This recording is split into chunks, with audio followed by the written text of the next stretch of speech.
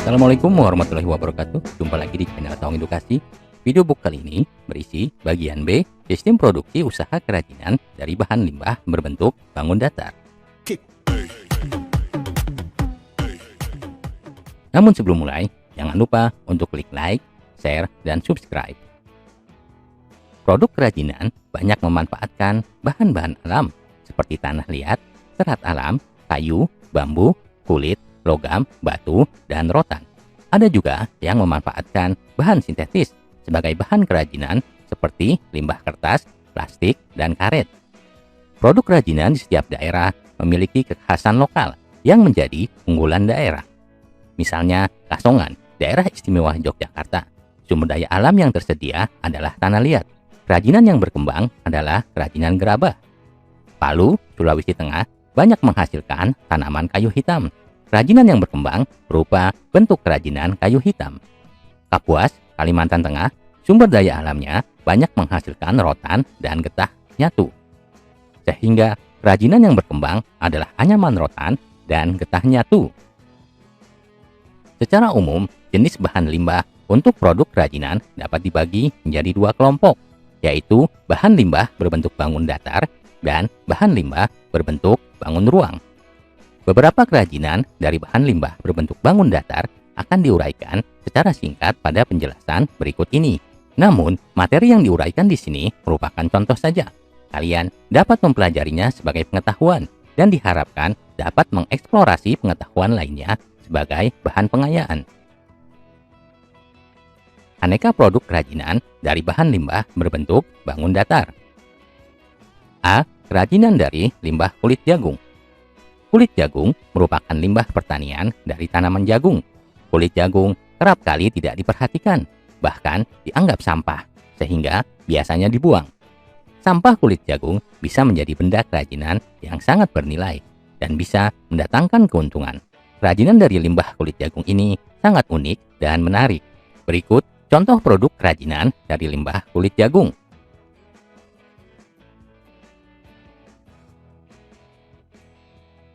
B. Kerajinan dari limbah plastik. Sampah plastik termasuk dalam sampah anorganik yang sulit diurai oleh mikroorganisme. Butuh waktu bertahun-tahun supaya plastik dapat terurai dan akhirnya menyatu dengan tanah. Oleh karena itu, sebaiknya sampah plastik tersebut dimanfaatkan untuk karya kerajinan. Saat ini sudah banyak kerajinan yang dibuat dengan bahan dasar limbah plastik, seperti tas, dompet, cover meja, dan tempat tisu. Berikut ini contoh kerajinan dari limbah plastik.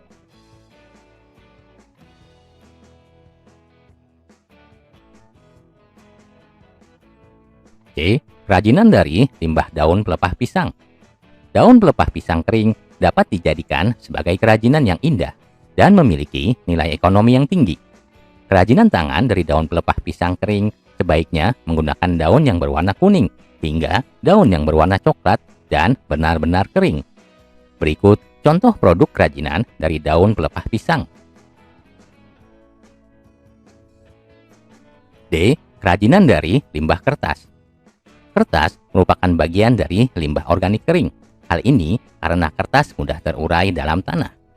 Meskipun kertas mudah hancur jika terkena air, namun jika digunakan sebagai bahan dasar produk kerajinan, kertas tersebut dapat diolah sedemikian rupa sehingga tidak mudah hancur.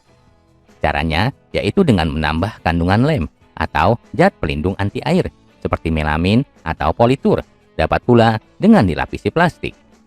Limbah kertas dapat digunakan sebagai benda kerajinan dengan berbagai teknik seperti teknik anyaman, teknik sobek, teknik lipat, dan teknik gulung.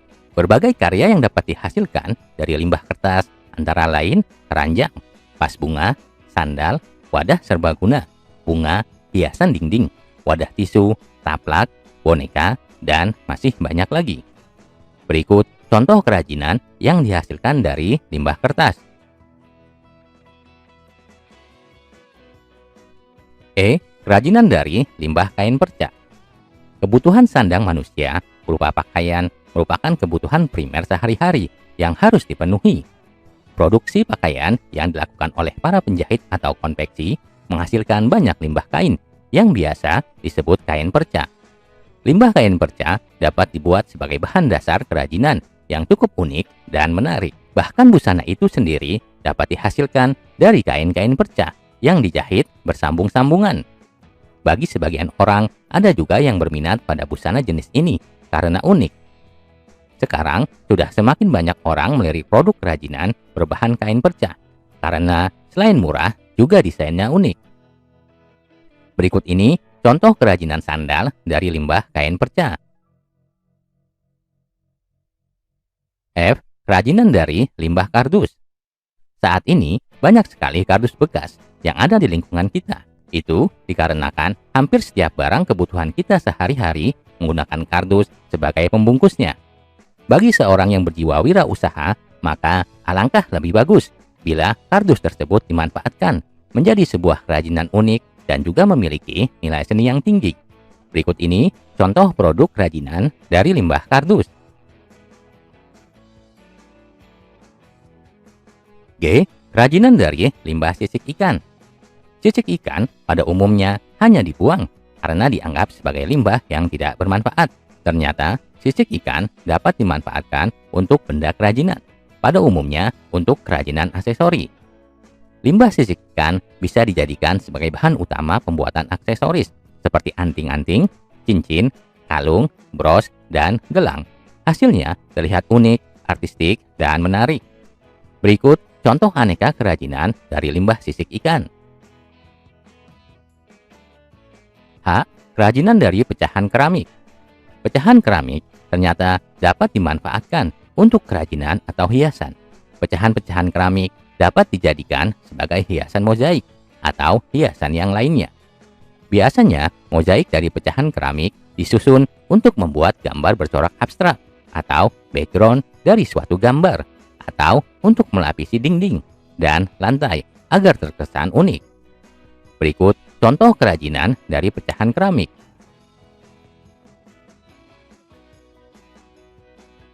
Manfaat kerajinan dari bahan limbah berbentuk bangun datar.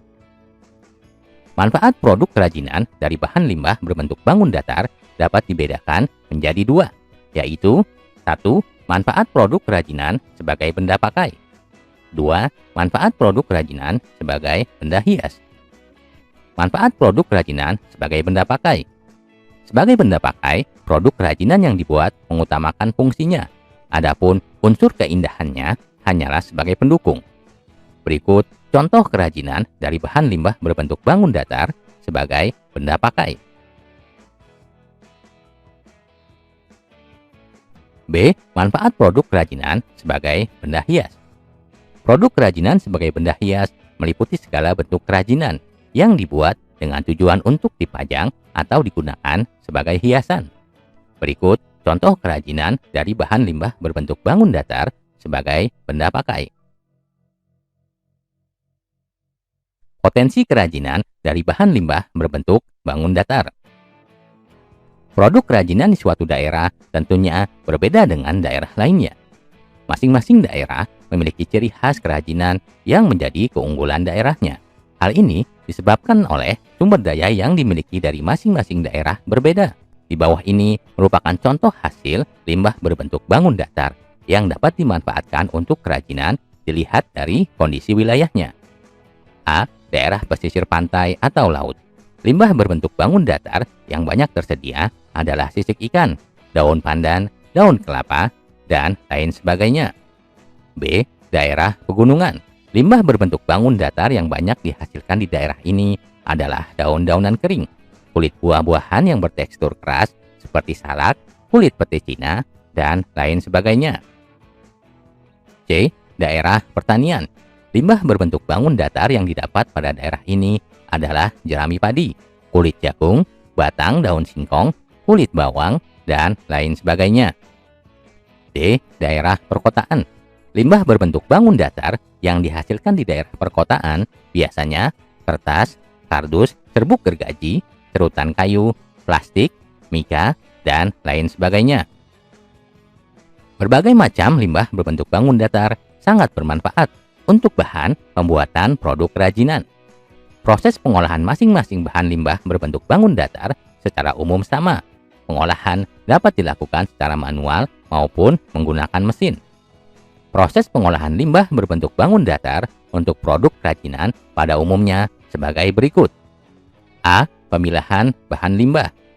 Sebelum diolah, limbah harus diseleksi terlebih dahulu untuk menentukan mana yang masih dapat dipergunakan dan mana yang sudah seharusnya dibuang. Pemilahan dapat dilakukan secara manual dan disesuaikan dengan tujuan penggunaan bahan yang telah dirancang. B. Pembersihan limbah.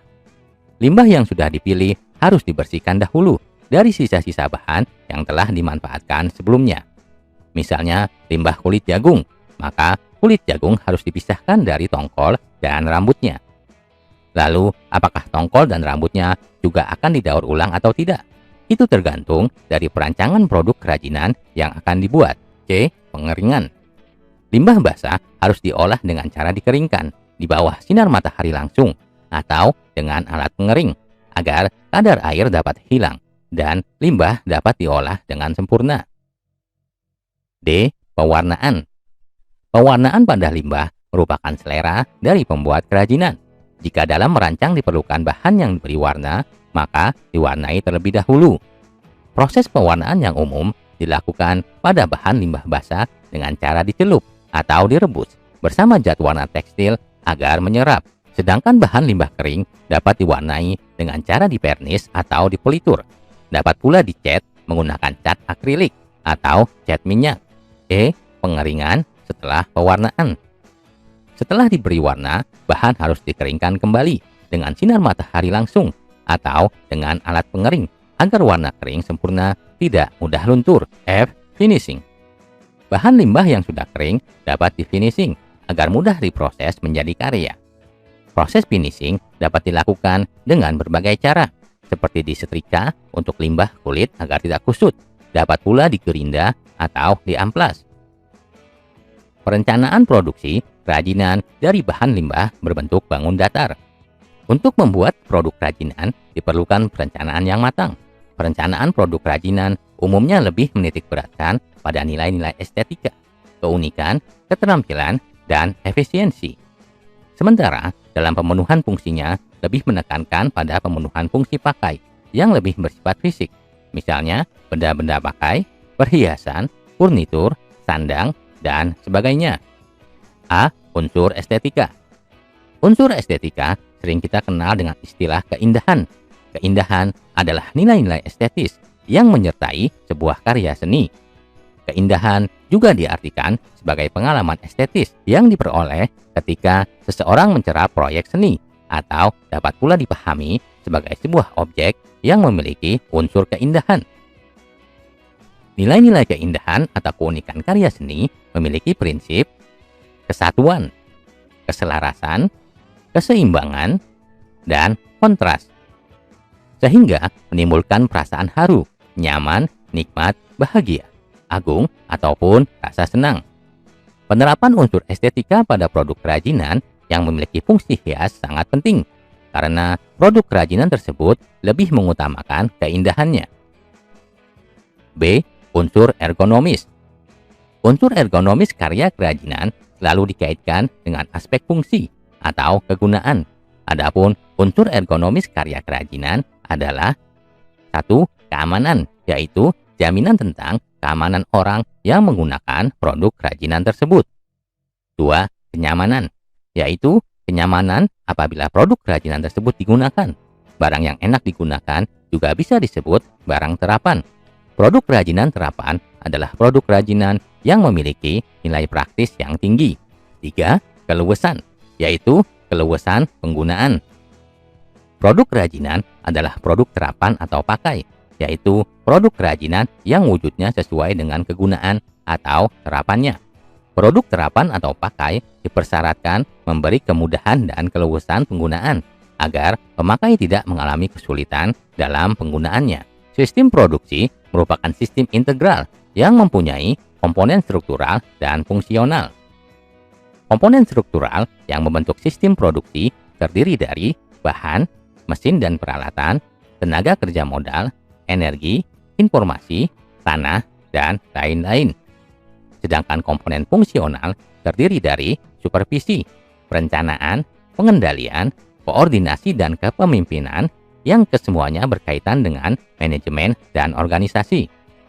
Suatu sistem produksi selalu berada dalam lingkungan, sehingga aspek-aspek lingkungan seperti perkembangan teknologi, sosial, dan ekonomi, serta kebijakan pemerintah sangat mempengaruhi keberadaan sistem produksi itu. Produk kerajinan umumnya diproduksi ulang atau diperbanyak dalam skala home industry. Oleh karena itu, dibutuhkan persyaratan-persyaratan tertentu yang harus dipenuhi dalam proses perancangannya. A. Menentukan bahan atau material produksi. Pada karya seni kerajinan, seorang pengrajin harus mampu menghubungkan bentuk dan fungsi, sehingga karya yang dihasilkan dapat memenuhi fungsi, sementara bentuknya tetap indah. Pemilihan bahan atau material dalam pembuatan karya kerajinan sangat terkait dengan sasaran pasar, karena material akan mendukung nilai bentuk, kenyamanan, terutama dalam menggunakan benda terapan, dan juga akan mempengaruhi kualitas dari barang tersebut. Bentuk selalu bergantung pada sentuhan keindahan. Karena itu, dalam penciptaannya, seorang pengrajin harus menguasai unsur-unsur seni rupa, seperti garis, bentuk, warna, komposisi, dan lain sebagainya. B. Menentukan teknik produksi. Mewujudkan sebuah produk kerajinan haruslah menggunakan cara atau teknik tertentu sesuai dengan bahan dasar kerajinan. Penguasaan teknik dalam berkarya kerajinan akan menentukan kualitas produk kerajinan yang dibuat. Beberapa jenis kerajinan memiliki alat dan keterampilan khusus untuk mewujudkannya. Teknik produksi kerajinan disesuaikan dengan bahan, alat, dan cara yang digunakan. Alat dan bahan yang dibutuhkan dalam memproduksi kerajinan dari limbah berbentuk bangun datar. Beberapa karya kerajinan memiliki peralatan khusus yang tidak dipergunakan pada jenis karya lainnya. Tetapi ada juga alat atau bahan yang dipergunakan hampir di semua proses berkarya kerajinan. Alat-alat tulis misalnya adalah peralatan yang digunakan dalam proses pembuatan hampir seluruh jenis karya kerajinan, terutama saat membuat rancangan karya kerajinan tersebut. Beberapa alat yang digunakan dalam berkarya kerajinan antara lain: A. Pensil, yaitu alat yang biasanya digunakan untuk membuat sketsa. B. Spidol, biasanya dibuat dengan berbagai warna dan ukuran. C. Komputer, untuk kepentingan merancang karya dengan teknik digital. Karena kemajuan teknologi, saat ini semua fungsi alat yang dipergunakan dalam berkarya kerajinan relatif dapat dilakukan oleh komputer. Walaupun demikian, perlu disadari betul bahwa komputer hanyalah alat bantu. Bahan berkarya kerajinan adalah material habis pakai yang digunakan untuk mewujudkan karya kerajinan tersebut. Ada bahan yang berfungsi sebagai bahan utama, dan ada pula sebagai bahan penunjang. Ketika membuat karya kerajinan hiasan dari bahan limbah kertas, maka kertas bekas sebagai bahan utamanya, serta cat dan lem sebagai bahan penunjang. Bahan untuk berkarya kerajinan dari bahan bekas dapat dikategorikan menjadi bahan alami dan bahan sintetis. Bahan baku alami adalah material yang bahan dasarnya berasal dari alam. Bahan-bahan ini dapat digunakan secara langsung tanpa proses pengolahan terlebih dahulu. Bahan baku olahan adalah bahan-bahan alam yang telah diolah melalui proses industri tertentu menjadi bahan baru yang memiliki sifat dan karakter khusus. Berdasarkan sifat materialnya, bahan berkarya kerajinan dapat juga dikategorikan ke dalam bahan keras dan bahan lunak, bahan cair dan bahan padat, dan sebagainya. Proses produksi kerajinan dari bahan limbah berbentuk bangun datar. Dalam proses produksi kerajinan, seorang pengrajin harus memperhatikan 3 hal, yaitu A. Bentuk, B. Fungsi, C. Bahan. Bentuk. Yang dimaksud bentuk pada produk kerajinan adalah wujud fisik. Bentuk ini selalu bergantung pada sentuhan keindahannya. Karena itu pula, dalam proses penciptaan seorang pengrajin harus menguasai unsur-unsur seni seperti garis, tekstur, warna, ruang, bidang, dan sebagainya. Selain itu, seorang pengrajin harus menguasai prinsip-prinsip seni seperti irama, keseimbangan, kesatuan, harmonisasi, kontras, dan sebagainya. Fungsi. Dalam pembuatan produk kerajinan, seorang pengrajin harus mampu menghubungkan bentuk dengan fungsi, sehingga karya yang dihasilkan dapat memenuhi fungsinya, sementara bentuknya tetap indah. Dalam pembuatan produk kerajinan, harus benar-benar memperhatikan aspek kenyamanan. Bahan, pengetahuan, pemahaman, dan penguasaan terhadap bahan harus dimiliki seorang pengrajin. Dengan adanya pemahaman terhadap bahan, ia akan mampu menemukan teknik pengolahannya. Dengan teknik yang tepat, akan dihasilkan karya kerajinan secara optimal, karena setiap bahan selalu memiliki karakter yang berbeda-beda. Tanah liat berbeda karakternya dengan lilin. Semen berbeda karakternya dengan gips. Bahkan, setiap jenis kayu memiliki karakter sendiri-sendiri. Setiap bahan memerlukan teknik penggarapan yang berbeda-beda. Karakter-karakter setiap bahan tersebut pada umumnya ditentukan oleh susunan unsur-unsur pembentuknya. Seorang pengrajin harus mampu memadukan aspek bentuk, fungsi, dan bahan agar hasilnya optimal. Ketiga aspek tersebut saling berkait dan bekerja sama.